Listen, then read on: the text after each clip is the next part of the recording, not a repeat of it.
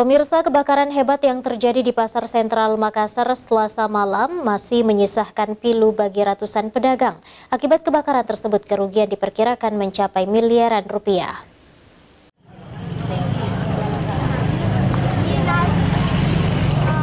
Sebanyak 931 kios di Blok B Pasar Sentral Makassar, Jalan Kiai Haji Agus Salim, hangus dilahap si jago merah Selasa malam. Salah seorang pemilik kios Blok B Pasar Sentral Makassar tak habis pikir kios miliknya habis dilahap si jago merah.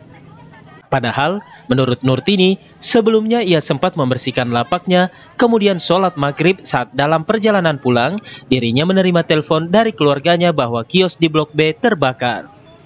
Saat hendak kembali mengunjungi kiosnya, Nurtini sudah tidak sempat menyelamatkan barang dagangannya yang seketika ludes dilahap api sekitar pukul 8 malam.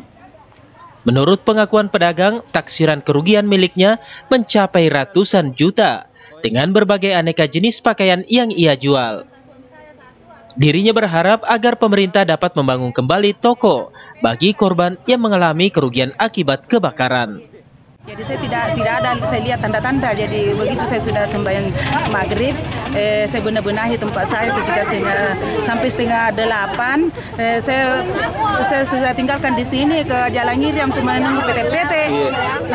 Saya tunggu di situ PT-PT sekitar 20 menit. Ada PT-PT, saya naik di PT-PT terus sampai di Karebosi. Di Karebosi sana PT-PT ku saya ditelepon orang di sini bilang pulang, terbakar sentral. Iya. Jadi saya pulang pergi di sini. Sekitar jam berapa itu? Sekitar setengah 8. Setengah 8. Iya. Jadi saya datang di sini, saya mau tolong, saya punya barang. Saya sudah banyak asap masuk di tempat saya. Jadi saya sudah takut masuk. Dirinya berharap agar pihak kepolisian segera melakukan investigasi terkait penyebab utama terjadinya kebakaran. Ardi Jaho, Celebes TV.